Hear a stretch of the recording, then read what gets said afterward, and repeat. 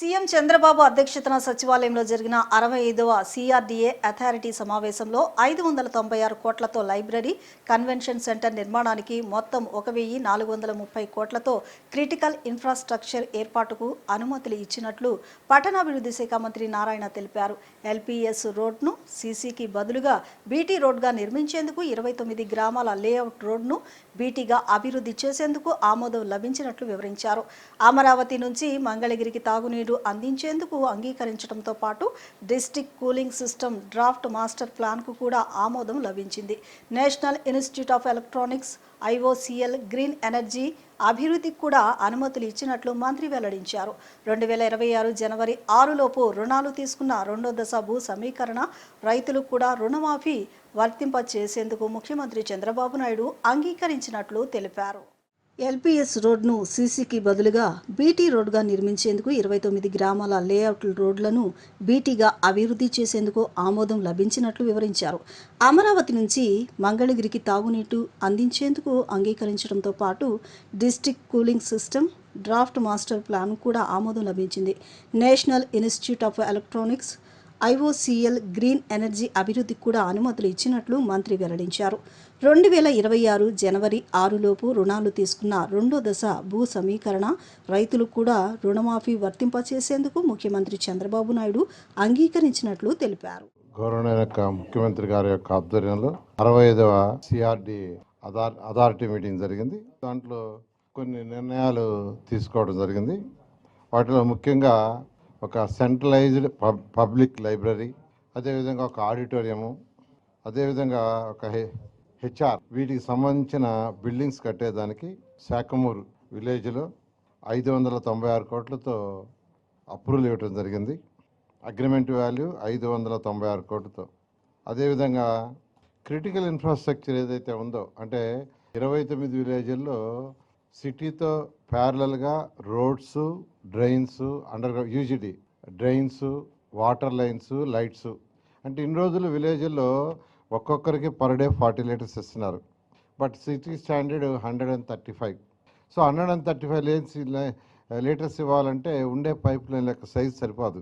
So water pipe లైన్ని మార్చేటట్టుగా ఈ యొక్క సిటీలో మొత్తం UGD ఉంది కాబట్టి 29 గ్రామాల్లో కూడా UGD చేసేటట్టుగా దానికి యాక్చువల్గా అడిషనల్గా మరొక 533 కోట్లు శాంక్షన్ చేయడం జరిగింది. ఇది కొన్ని విలేజ్లకి, మరియు ఏదైతే విలేజ్ల గుండా ట్రంక్ రోడ్స్ పోయినప్పుడు వాళ్ళకి ల్యాండ్ టు ల్యాండ్ ఇచ్చి లేఅవుట్ వేసిస్తున్నాం NSP. దానికి కలిసి 533 కోట్లతో యాక్చువల్గా ఈరోజు అథారిటీ అప్రూవ్ ఇచ్చింది. సో దీంతో మొత్తం ఆల్రెడీ 904 కోట్లు ఇచ్చింది. ఇదొక 533 కోట్లు, మొత్తం 1437 కోట్లతో 29 గ్రామాలలో 100% మౌలిక వసతులు పూర్తవుతాయి. అదేవిధంగా ఎల్పిఎస్ రోడ్స్ ఏదైతే ఉన్నాయో వాటిల్లో చిన్న రోడ్లలో సీసీ రోడ్లు వేస్తాం అనుకున్నాం. అయితే సిఆర్ఆర్ఐ న్యూఢిల్లీ, IIT ఖరగ్పూర్ ఈ 2 ఆర్గనైజేషన్స్తో దాన్ని మళ్ళీ స్టడీ చేయించాం. పెద్ద రోడ్లలో వచ్చి యాక్చువల్గా బీటీ ఉంటుంది. చిన్న రోడ్లలో అంతా స్మాల్ రోడ్స్, అంటే 54 ఫీట్ 40 ఫీట్ వాటిలో సీసీ అనుకున్నాం, కాంక్రీట్. అయితే వాళ్ళు స్టడీ చేసిన తర్వాత కొత్తగా నిర్మించే యొక్క నగరంలో ఎక్కువగా వెహికల్స్ ఇవన్నీ తిరగటం, వీటన్నిటి వల్ల, అంతేకాని బ్లాక్ కాటన్ సాయిల్ కాబట్టి సీసీ రోడ్లు వేస్తే దెబ్బతినే పాసిబిలిటీ ఉంటుంది. అందువల్ల దీన్ని బీటీ వేయమని వాళ్ళు చెప్పడం జరిగింది. అంతేకాని దాని స్ట్రెంత్ కూడా కొంత పెంచమని వాళ్ళు యాక్చువల్గా సజెషన్ చేశారు. సో ఏదైతే 29 గ్రామాల్లో లేఅవుట్స్ రోడ్స్ వేస్తున్నాం, అక్కడ బీటీ చేయడానికి యాక్చువల్గా ఈరోజు అథారిటీ అప్రూవల్ ఇవ్వడం జరిగింది. అదేవిధంగా మన మంగళగిరి ఏదైతే కార్పొరేషన్దో దానికి డ్రింకింగ్ వాటర్ ఇక్కడ సిఆర్డీఐ క్యాపిటల్ సిటీ నుంచి ఇవ్వడానికి 30 MLD ఫ్యూచర్లో కూడా దృష్టిలో పెట్టుకొని రాబోయే 30 yearsలో అక్కడ వచ్చే పాపులేషన్ బట్టి ఒక 30 MLD ఇవ్వడానికి, ప్రజెంట్ అయితే వాళ్ళకి 10 MLD కావాలి, ఫ్యూచర్లో 30 MLD కావాలి. ఫ్యూచర్లో వాళ్ళకి యాక్చువల్గా 80 MLD కావాలి. 80 MLD ప్రజెంట్ అయితే 30 MLD కావాలి. ఇక్కడ అమరావతిలో ఏదైతే మనం చేస్తున్న స్టోరేజెస్ అవన్నీ దాని నుంచి ఇచ్చేదానికి యాక్చువల్గా వాళ్ళు రిక్వెస్ట్ చేశారు. ఈచ్ KL కూడా 10 రూపీస్ లెక్కన నిర్ణయించి వాళ్ళకి ఇచ్చేదానికి ఈరోజు అథారిటీ యాక్సెప్ట్ చేసింది. అదేవిధంగా డిస్ట్రిక్ట్ కూలింగ్ సిస్టమ్ ఏదైతే ఉందో దానికి యాక్చువల్గా ఒక డ్రాఫ్ట్ మాస్టర్ ప్లాన్ తయారు చేసేదానికి ఈరోజు అథారిటీ సిఆర్డీకి యాక్చువల్గా ఇవ్వటం జరిగింది. నేపాల్లో వరదల పరిస్థితిపై ఏపీ హోం విపత్తుల నిర్వహణ శాఖ మంత్రి వంగలపూడి అనిత ఆరా తీశారు. విపత్తుల నిర్వహణ శాఖ అధికారులతో మాట్లాడి నేపాల్లో చిక్కుకున్న ఏపీ యాత్రికుల క్షేమం, తాజా పరిస్థితి, సహాయక చర్యలపై సమీక్షించారు. యాత్రికులు ధైర్యంగా ఉండాలని సూచించిన మంత్రి వారి వివరాలను తక్షణమే సేకరించి భద్రతపై ఎప్పటికప్పుడు సమాచారం తెలుసుకోవాలని అధికారులను ఆదేశించారు. ఢిల్లీలోని ఏపీ భవన్, కేంద్ర విదేశాంగ శాఖ, నేపాల్లోని భారత రాయబార కార్యాలయంతో సమన్వయం కొనసాగించాలని సూచించారు. అత్యవసర సహాయం అవసరమైతే వెంటనే స్పందించి యాత్రికులను సురక్షితంగా స్వస్థలాలకు చేర్చేందుకు అన్ని చర్యలు చేపట్టాలని ఆదేశించారు. కేంద్ర ప్రభుత్వ సహకారంతో నేపాల్లో చిక్కుకున్న ప్రతి ఒక్కరిని సురక్షితంగా రాష్ట్రానికి తీసుకువచ్చేందుకు చర్యలు తీసుకుంటామని హోంమంత్రి అనిత తెలిపారు. నేపాల్లో వరదల పరిస్థితిపై ఏపీ హోం విపత్తుల నిర్వహణ శాఖ మంత్రి వంగలపూడి అనిత ఆరా తీశారు. విపత్తుల నిర్వహణ శాఖ అధికారులతో మాట్లాడి నేపాల్లో చిక్కుకున్న ఏపీ యాత్రికుల క్షేమం, తాజా పరిస్థితి, సహాయక చర్యలపై సమీక్షించారు. యాత్రికులు ధైర్యంగా ఉండాలని సూచించిన మంత్రి వారి వివరాలను తక్షణమే సేకరించి భద్రతపై ఎప్పటికప్పుడు సమాచారం తెలుసుకోవాలని అధికారులను ఆదేశించారు. ఢిల్లీలోని ఏపీ భవన్, కేంద్ర విదేశాంగ శాఖ, నేపాల్లోని భారత రాయబార కార్యాలయంతో సమన్వయం కొనసాగించాలని సూచించారు. అత్యవసర సహాయం అవసరమైతే వెంటనే స్పందించి యాత్రికులను సురక్షితంగా స్వస్థలాలకు చేర్చేందుకు అన్ని చర్యలు చేపట్టాలని ఆదేశించారు. కేంద్ర ప్రభుత్వ సహకారంతో నేపాల్లో చిక్కుకున్న ప్రతి ఒక్కరిని సురక్షితంగా రాష్ట్రానికి తీసుకువచ్చేందుకు చర్యలు తీసుకుంటామని హోంమంత్రి అనిత తెలిపారు.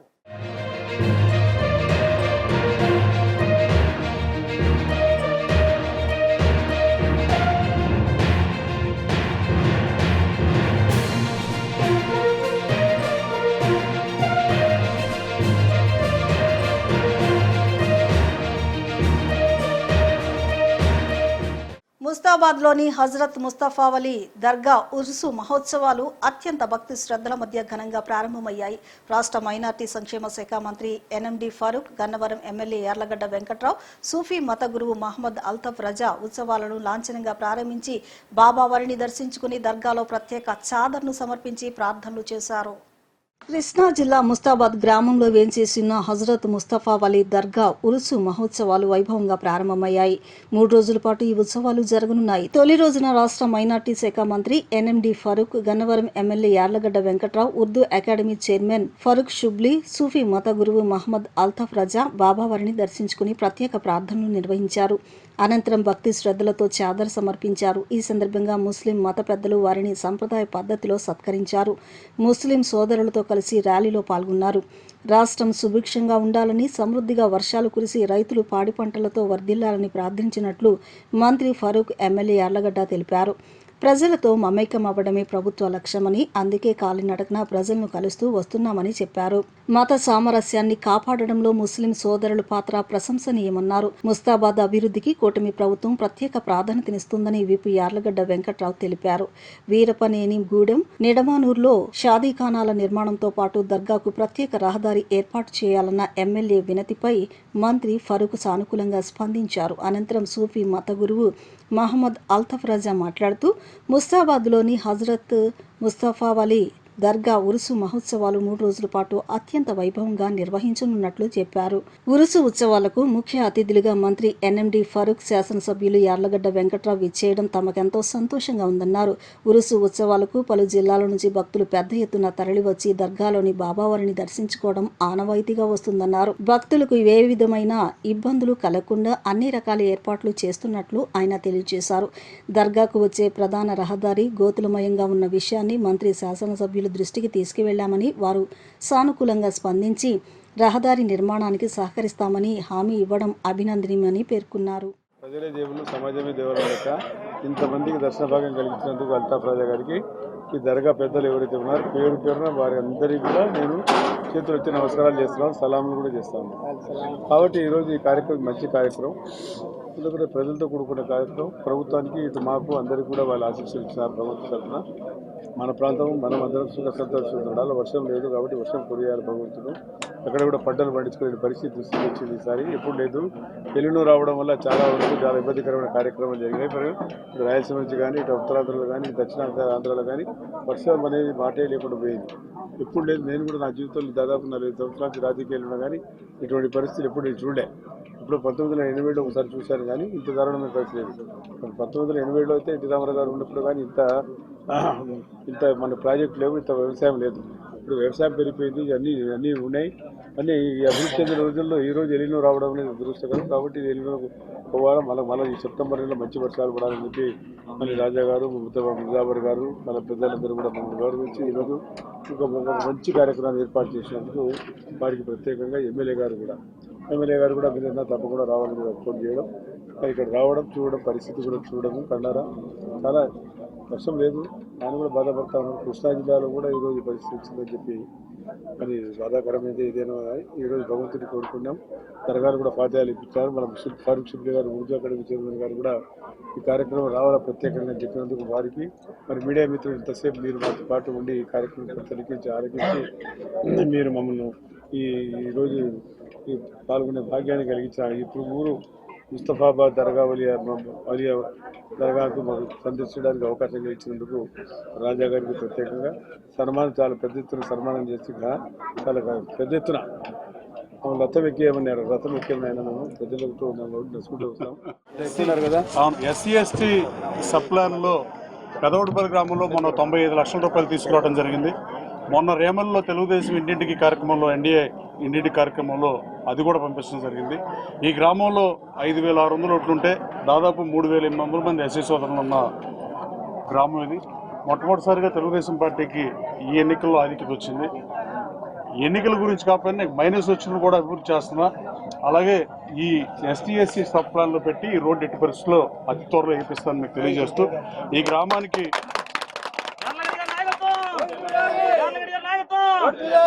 అభివృద్ధి కార్యక్రమాల నిమిత్తం ముస్తాబాద్ నుంచి ఉన్న వరకు బీటీ రోడ్ నిర్మాణానికి 2,15 లక్షల రూపాయలు కానీ, ముస్తాబాద్ విజయవాడ దగ్గరలో ఉండి అత్యంత వెనకబడిన ప్రాంతం ఏమైనా ఉంటే విజయవాడ దగ్గరలో ఉండి అభివృద్ధి చెందిన ప్రాంతం ముస్తాబాద్ నుంచి చెప్పడం తప్పని పరిస్థితి. ఎన్నో రోడ్లు ఎక్కువ ఉన్నా అన్ని కనెక్టివిటీని గత పాలకులు పట్టించుకోకపోవడం వల్ల ఇంకా అభివృద్ధి ధోరణి ఉంది. ఇవాళైతే మీ గ్రామంలో 10 కోట్ల రేంజ్కి ఎక్కడ వెళ్ళిపోయిన పరిస్థితి. రోడ్లుంటే ఊరు అభివృద్ధి చెందడానికి కారణం మీ గ్రామాన్ని ఎగ్జాంపుల్గా చెప్పొచ్చు. గన్నవరం నియోజకవర్గంలో మొన్నటిదాకా తక్కువ రేట్లు ఉండి ఇవాళ రేట్లు ఒకేసారి పెరగడానికి కారణం ప్రభుత్వం కనెక్టివిటీ రోడ్లన్నీ వేయటం వల్ల. ఇట్లాగే జడ్పీ హై స్కూల్ కాంపౌండ్ నిర్మాణం 10 లక్షలు కానీ, సీసీ రోడ్లు 18కి 2 లక్షలు కానీ, కొత్త కరెంటు స్తంభాలు 300 అడిగితే నేను గత సంవత్సరం ఇంటింటికి తిరిగేటప్పుడు వాటికి 30 లక్షలు కానీ, 100 kV ట్రాన్స్ఫార్మర్స్ 40 లక్షలు కానీ. హజరత్ ముస్తఫా రహమతుల్లా అలై 561వ ఉరుసు మహోత్సవానికి, ఈ ఉరుసు మహోత్సవానికి విచ్చేసినటువంటి మైనార్టీ మంత్రివర్యులు ఎన్ఎండి ఫారూక్ గారికి, అట్లాగే గన్నవరం ఎమ్మెల్యే వెంకట్రావు గారికి, ఉర్దూ అకాడమీ చైర్మన్ ఫారూక్ షిబ్లీ గారికి, ప్రత్యేకంగా ముస్లిం సమాజం తరఫున, అట్లాగే దర్గా భక్త బృందం తరఫున, ముజావర్ల తరఫున వారికి ధన్యవాదాలు తెలియజేసుకుంటున్నాం. ఇక్కడ ఉన్నటువంటి ఈ దర్గా చరిత్ర కలిగినటువంటి దర్గా కాబట్టి ఈ దర్గా అభివృద్ధిలో మైనార్టీ శాఖ మంత్రివర్యులు, ఇక్కడ వక్బోర్డు కూడా ఉన్నారు, ఎండి గారు కూడా ఉన్నారు, వీళ్ళందరూ ఉన్నారు. కాబట్టి త్వరగా ఈ దర్గా అభివృద్ధి కోసం, ఈ దారులు చాలా ఇబ్బందికరంగా ఉంది, నేను నడవాలంటే చాలా ఇబ్బందిగా నడిచాను. కాబట్టి ఈ దారి పూర్తి బాధ్యతగా తీసుకొని మంత్రి గారు, ఎమ్మెల్యే గారు ఇవాళ ఉరుసు సందర్భంగా వారు కూడా వేస్తామని చెప్పినందుకు వారికి ప్రత్యేకంగా ధన్యవాదాలు చేసుకున్నాం. హజరత్ ముస్తఫా రహమతుల్లా అలై గారి ఆశీస్సులతో ఆంధ్రప్రదేశ్ రాష్ట్రం, అమరావతి రాష్ట్రం అభివృద్ధి చెందాలి. నారా చంద్రబాబు నాయుడు గారు, నారా లోకేష్ గారు ఆరోగ్యాలతో ఉండాలి. అట్లాగే మన మంత్రి గారు, ఎమ్మెల్యే గారు అందరూ కూడా ఆరోగ్యాలతో, సుఖ సంతోషాలతో, బాబా గారి ఆశీస్సులతో దినదిన అభివృద్ధి చెందాలని కోరుకుంటూ సెలవు తీసుకుంటాం. ఇంద్రకీలాద్రిపై శ్రావణ పౌర్ణమి సందర్భంగా గిరి ప్రదక్షిణ ఘనంగా జరిగింది. అమ్మవారి నామస్మరణతో ఇంద్రకీలాద్రి భక్తజన సందోహంగా మారింది. వేలాది మంది భక్తులు గిరి ప్రదక్షిణలో పాల్గొని అమ్మవారిని, స్వామివారిని దర్శించుకున్నారు. శ్రావణ పౌర్ణమి సందర్భంగా ఇంద్రకీలాద్రి గిరి ప్రదక్షిణ వైభవంగా జరిగింది. శ్రీ దుర్గా మల్లేశ్వరులు, శ్రీ విఘ్నేశ్వరుడు, శ్రీ సుబ్రహ్మణ్య స్వామి, శ్రీ ఆంజనేయ స్వామి వంటి సకల దేవతలు కొలువైన ఇంద్రకీలాద్రి చుట్టూ గిరి ప్రదక్షిణ చేయడం విశేష పుణ్యప్రదమని భక్తుల విశ్వాసం. ఘాట్ రోడ్డు వద్ద ఉన్న శ్రీ కామధేను అమ్మవారి సన్నిధి నుంచి గిరి ప్రదక్షిణ ప్రారంభమైంది. ఆలయ కార్యనిర్వహణాధికారి వికే సీనా నాయక్ ప్రత్యేక పూజలు నిర్వహించి కొబ్బరికాయ కొట్టి గిరి ప్రదక్షిణను ప్రారంభించారు. ఆలయ స్థానాచార్యులు శివప్రసాద్ శర్మ ఆధ్వర్యంలో పూజా కార్యక్రమాలు నిర్వహించారు. మంగళ వాయిద్యాలు, వేద పండితుల మంత్రోచ్చారణలు, భజన సంకీర్తనలు, సంప్రదాయ తప్పెట్లు, కోలాట నృత్య ప్రదర్శనల నడుమ గిరి ప్రదక్షిణ భక్తి శ్రద్ధలతో కొనసాగింది. ఘాట్ రోడ్లోని శ్రీ అమ్మవారి ఆలయం నుంచి కుమ్మరిపాలెం సెంటర్, విద్యాధరపురం, పాల ఫ్యాక్టరీ, చిట్టినగర్, కొత్తపేట, బ్రాహ్మణ వీధి మీదుగా తిరిగి ఇంద్రకీలాద్రి వరకు గిరి ప్రదక్షిణ కొనసాగింది. గిరి ప్రదక్షిణ మార్గంలో భక్తులకు స్థానిక మహిళలు పసుపు నీళ్లతో రహదారులను శుద్ధి చేసి హారతులిచ్చి కొబ్బరికాయలు సమర్పిస్తూ భక్తి శ్రద్ధలు చాటుకున్నారు. మార్గమంతా దేవస్థాన ఆధ్వర్యంలో భక్తులకు అమ్మవారి కుంకుమ ప్రసాదాలను అందజేశారు. అమ్మవారి నామస్మరణతో మార్మురోగిన ఇంద్రకీలాద్రి భక్తుల జయ జయధ్వానాలతో ఆధ్యాత్మిక శోభను సంతరించుకుంది. వేలాది మంది భక్తులు గిరి ప్రదక్షిణలో పాల్గొని అమ్మవారిని, స్వామివారిని దర్శించుకుని మొక్కులు చెల్లించుకున్నారు. ఈ కార్యక్రమంలో దేవస్థాన ధర్మకర్తల మండలి సభ్యులు అవ్వారు శ్రీనివాసరావు, మన్నే కళావతి తదితరులు పాల్గొన్నారు.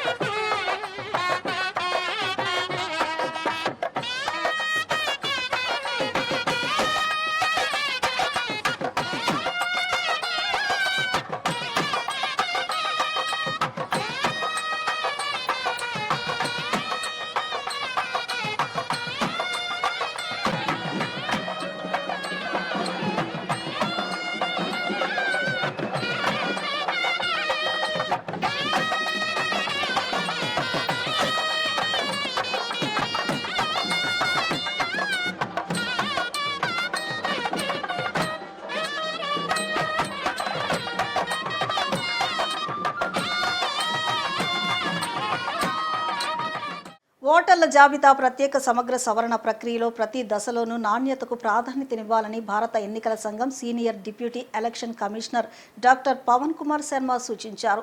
లోపాలకు తావు లేకుండా దోషరహిత ఓటర్ల జాబితా రూపొందించేందుకు అధికారులు సమిష్టిగా కృషి చేయాలని అన్నారు. ఏపీలో ఇప్పటివరకు జరుగుతున్న ప్రక్రియపై ఆయన సంతృప్తి వ్యక్తం చేశారు.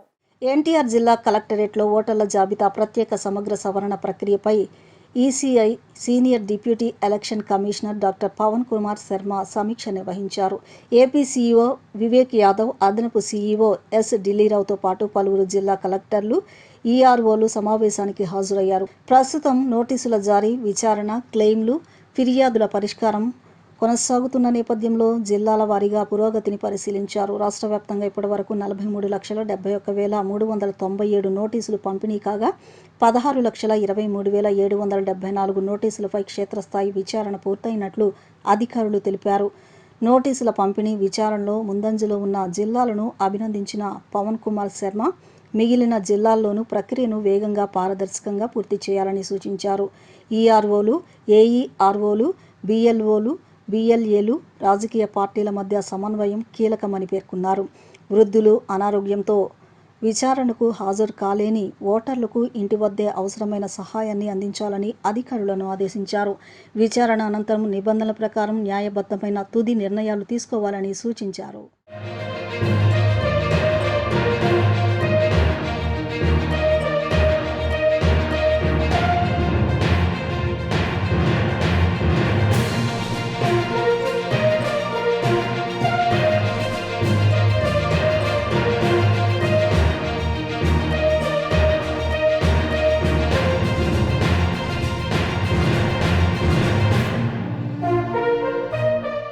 రాఖీ పండుగ సందర్భంగా రాష్ట్రంలో ప్రతి అక్కకు, ప్రతి చెల్లెమ్మకు, ప్రతి ఒక్క పాపకు, ప్రతి ఒక్క మహిళకు శుభాకాంక్షలు తెలియజేస్తున్నానని మాజీ ముఖ్యమంత్రి వైఎస్ జగన్ అన్నారు.